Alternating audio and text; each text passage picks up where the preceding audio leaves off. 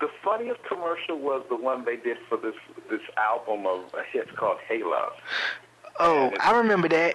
Hey, y'all, I got an album in the mail today. Right. Well, you know what's so funny? That commercial ended up getting Kid and Play a movie deal. House Party. Well, right, because what had happened, we were doing a thing before Rap City came in, we did this thing called Rap Week. And we went up to New York. We had different groups. We had the Jungle Brothers. This was when Q-Tip was still with the Jungle Brothers. De La Soul. Eric B. We had Audio 2.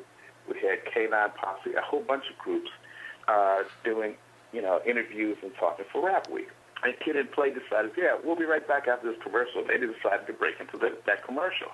Well, Doug McHenry and George Jackson saw that, liked the guys, the animation that they had, and said, hey, maybe we can use them in a movie. And that's how House Party got started, with Kid and Play. Wow, that's an interesting little tidbit. So that was probably why that commercial was featured in the movie when Robin Harris was sitting on the couch. You know what? That's probably why it was. But that was one of the funniest commercials. Hey, man, and the best part was, no, my brother. You got to buy your own. Man. Yeah, let me borrow y'all. No, my brother, you got to buy your own. And sorry, no CODs. Right, now, what was the difference between Video Vibrations and Video Soul? Because those shows were like the two big juggernauts for BET back during that period. The Video Soul was the hit. The whole thing was every artist wanted to be on Donnie Simpson's couch. They wanted to sit down and talk to Donnie and be interviewed. And if you were a black artist, that was considered making it because it was national. Remember, you didn't have Midnight Special and In Concert and all these other shows that used to come on a Saturday night. But if you were an R&B artist, you're like, man, I want to sit on Donnie Simpson's couch. And, of course, they played the hits, the hottest stuff.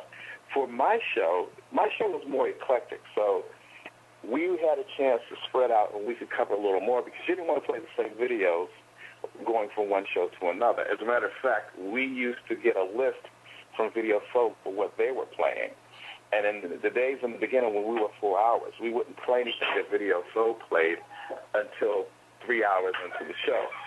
So, like I said, the Video Soul was the premiere, and we were the farm system. If you take a look at it, you got the NFL, and then you got college football. I mean, people love college football also.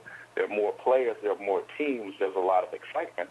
But you know that the folks who are creating excitement in college football or college basketball will go on to the pros.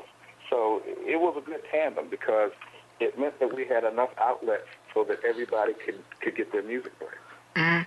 Now, when did the hours start to get scaled back from 4 to, I believe it was 2 hours, right? Right. We came up with other programming. One of the things, if you think about it, Video Soul and Video Vibrations took up 6 hours. At first, we were a programming block of 8 hours repeated twice.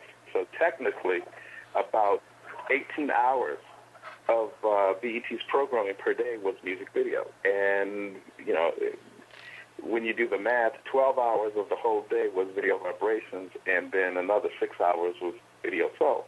So as we started being able to become profitable and more money was coming in, you could have more programming. So, of course, you had Video LP, and then other programs came in also. So it allowed for more programs so we could cut the show down. And then we had Soft Notes, and like I said, in addition to Video LP, and then we did the show Tell Me Something Good. And the main thing in the beginning with Bob is that music video was cheap programming. You put it on, not have to pay a whole lot of money, and that helped BET sustain itself and become eventually profitable. Right. Now, what's the difference between Soft Notes and Midnight Love? Because they were both similar. Oh, okay. Midnight Love was Quiet Storm. Mm-hmm. Basically, that's what it was. Soft Notes was what smooth jazz is now. And at the time, there was no term called smooth jazz, so we just called it happy hour music. Because the premise of Soft Notes was you get off, it's 6 o'clock, you don't want to watch the news because it's, everything's gloom and gloom and stress. So he would come home, sit on the couch, and just sit back and watch Soft Notes.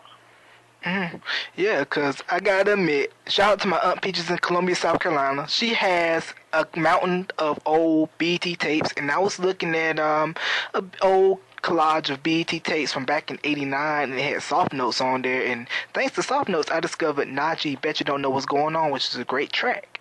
Right.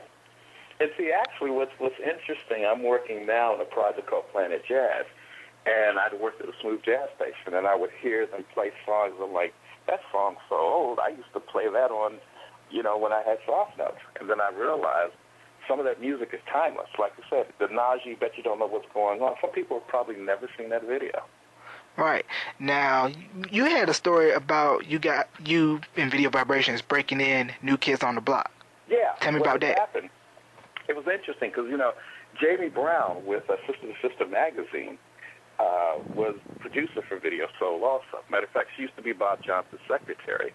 And when we went 24 hours, she moved over into producing, and she became Video Soul's producer.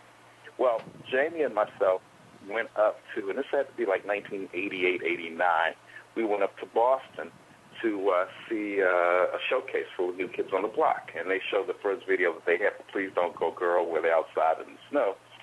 And one of the things that had been talked about for a while was the fact that a lot of times black artists, when they get to a certain level, they get white managers. And in this particular case, here was a black man who was producing, writing the music, and managing a white group. And I just thought that was like such a novel idea. And the kids were kind of cool. It reminds me of, the Osmonds. And I remember when Maurice had put together New Kids on the Block. And actually, I remember when Maurice Starr was an artist himself, he had an album called About Time I Funk You, Baby. Matter of fact, I still have that. I still have the vinyl of Maurice Starr's album in my storage unit. So anyway, I thought it was a cool idea. They asked, and I remember Little Joe, hey, Mr. Jones, are you going to play us on BET? I'm like, yeah. And they're like, oh, wow. So started playing the song. And then I saw Maurice Starr at VRE conference out in L.A. And he says, you broke the group. I was like, what are you talking about? He says, well, there's a pop station in Tampa that saw New Kids, and now they're playing New Kids on pop radio. And it says it's just starting to take off.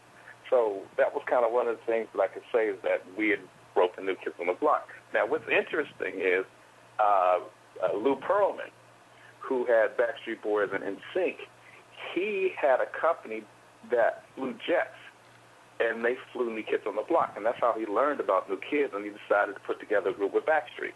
And that company was Transcontinental.